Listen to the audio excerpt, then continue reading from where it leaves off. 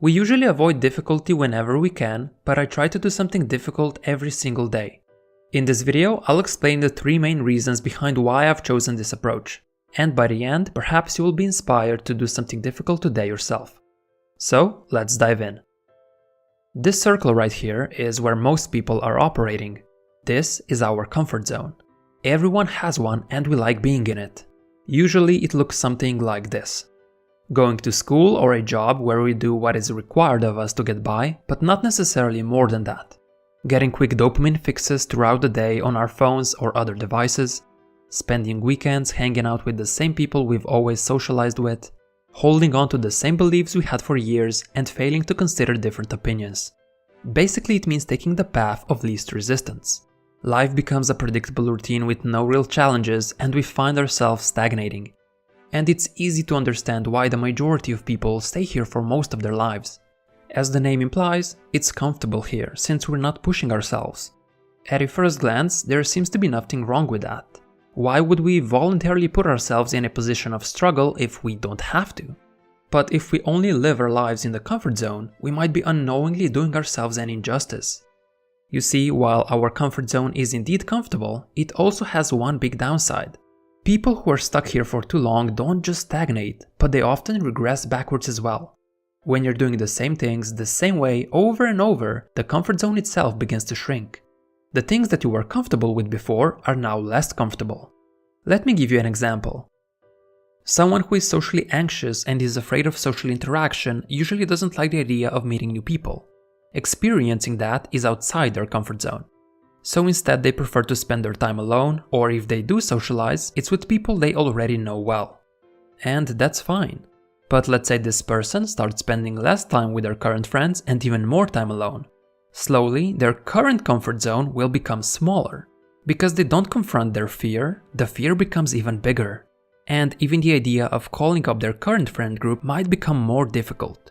So you can see how paradoxically, giving into current comfort can lead to future discomfort. When a muscle isn't used for a longer period of time, it atrophies and gets smaller because there is no reason for it to stay big. The same happens when we don't challenge ourselves. We become less capable of handling the obstacles that life throws at us. And that is the first reason why I try to do something difficult every day. I don't want to stagnate, and I don't want the things that I'm comfortable with now become uncomfortable in the future. However, when we push ourselves and do something that is a little more difficult or challenging for us, we leave the comfort zone. Then we enter the growth zone. This is where we struggle and we might feel like incompetent fools, but this is exactly where all real progress is made. And you have probably noticed this yourself. When working out at the gym, you don't improve if you simply lift the same weight every time. When learning a new language, you're not advancing if you only practice what you already know. To improve and see progress, you have to leave the comfort zone and increase the challenge. That might mean increasing the weights on your lifts or reading something new and trying to recall that information without help. Yes, it will be uncomfortable, yes, you will struggle, and yes, you will probably feel like an idiot. But doing anything worthwhile requires you to go through this because the things that have the biggest payoff always feel difficult in the moment. There's no improvement without challenge. Remember that. Of course, the comfort zone isn't just one single zone for everything. We have multiple zones. You might be pushing yourself in some of them, stagnating in others, and even deteriorating in some. For example, you could be regressing backwards with your social skills, stagnating with your work, but pushing yourself to the limit at the gym. It's up to each of us to identify which zone needs more work. And it's completely fine to stop progressing in some areas if you're happy with where you are. There's no need to push yourself at everything you do. But if you're not happy with where you are, there are a few ways to go from comfort to growth. You probably already have a certain area in mind where you're kinda stuck and want to improve. There are 3 ways to go about it. The first way is by doing it more consistently. The second way is by doing it more intensely. And lastly, the third way is by doing it for longer periods of time. All 3 of them will increase the difficulty of whatever you want to improve on.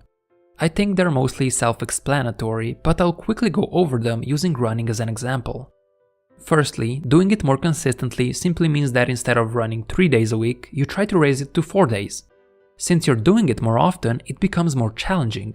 But this also helps consolidate the behavior and makes it more likely for you to do it in the future as well.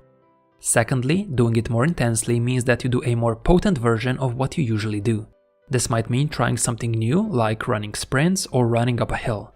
Basically, instead of running at 60% of your capacity, you bump it to 90%.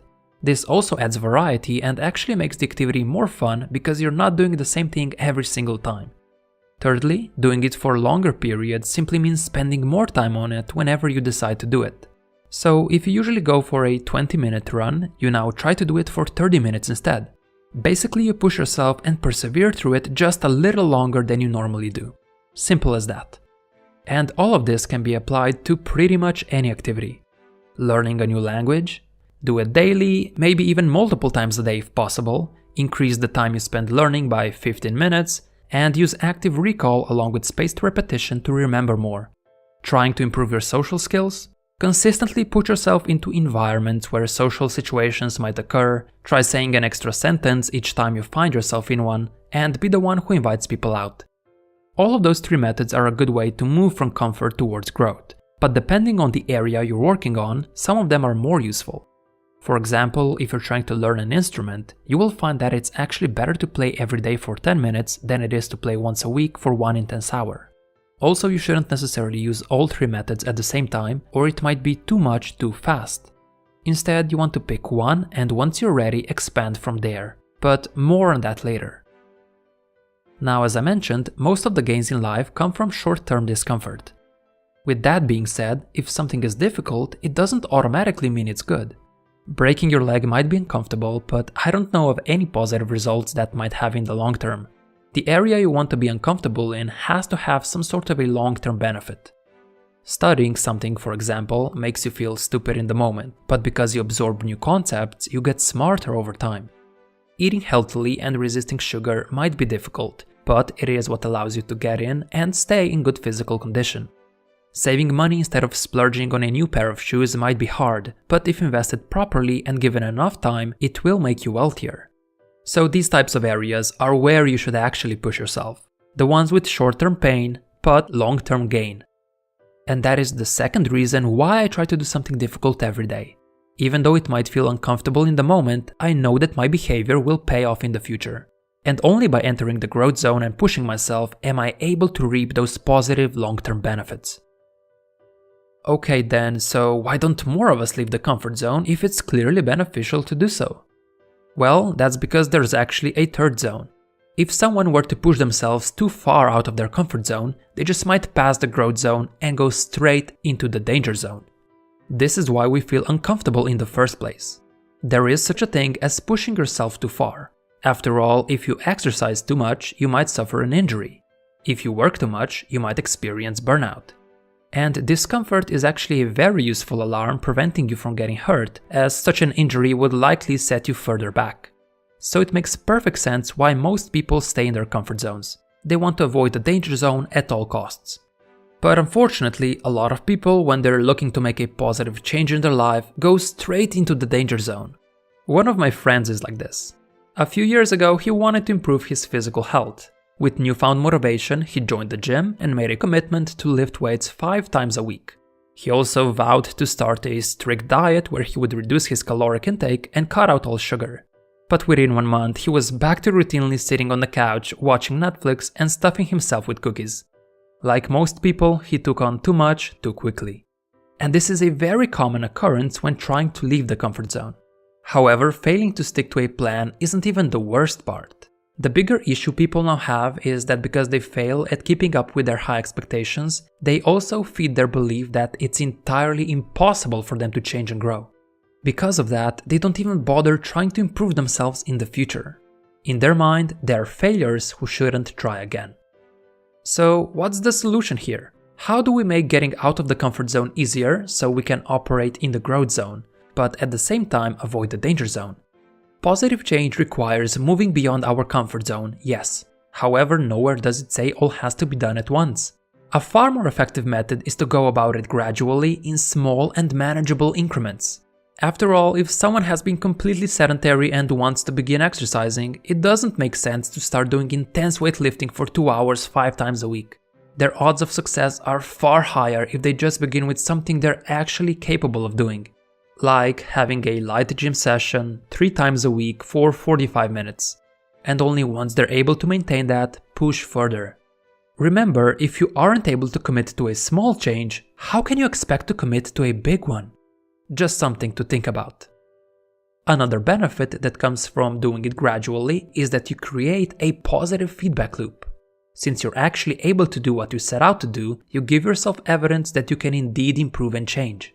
And this proof of progress, even if it's small, makes you feel really good and more confident in your abilities. This in turn fuels persistence to push through more challenges further down the path.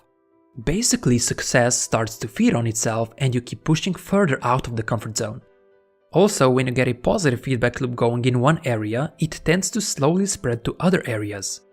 And this is the third reason why I try to do something difficult every day. Whenever I'm able to do something outside my comfort zone, even if it's just by a little, it kickstarts this positive feedback loop. And just like falling dominoes, success fuels further success. That being said, you shouldn't push past your comfort zone all the time. When I say I do something difficult every day, don't mistake this for me trying to expand in every single area on a daily basis. I might be pushing myself in 1 or 2 areas, but during that time I return back to the comfort zone in other areas. This allows me to maintain my current zone, but also get sufficient rest and recovery. Without rest, I would probably burn out. Yes, over time you want to grow, but you also want to give your comfort zone time to catch up to the new demands. This graph is a rough example of how I believe it should look like. First, you expand your comfort zone by doing something difficult. But you don't keep expanding indefinitely. Instead, when it starts feeling too overwhelming, you lower the difficulty and retract only slightly above what your comfort zone was before. This allows you to get used to the new layer and you let your comfort zone catch up to your new demands, which prevents you from burning out. Only once you've adapted to the new demands and you feel like you're ready to improve again, you push past your new comfort zone. Just like before, once you feel like it's too hard, you retract slightly above the previous point. Essentially, you're consistently challenging yourself, but also coming back for air when it gets too difficult. And you can repeat this process until you reach the level you want to be at. Another way to look at it is to think about the comfort zone as a place of temporary refuge, but not a permanent residence. As you can see, the point of this video isn't to overexert yourself until you can't go any further. Rather, I'm trying to convince you to find a worthy challenge in hopes of bettering yourself at things you care about. Unfortunately, a lot of people give up at the first taste of failure or discomfort and they never see what they're actually capable of. If you never push yourself to the limit, how can you know where your limit is?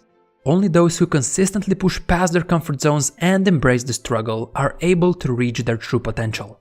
So I encourage you to do something today that you find slightly more challenging. Read a few more pages, do a few extra reps at the gym, learn some new words. Try to do something difficult today, and I assure you that you'll become better than yesterday. If you enjoyed the video and want to see more like this, make sure to hit that like button. Your support means a lot to me and it helps the channel grow. Anyway, thank you for watching till the very end. More videos are coming and I hope to see you in the next one as well.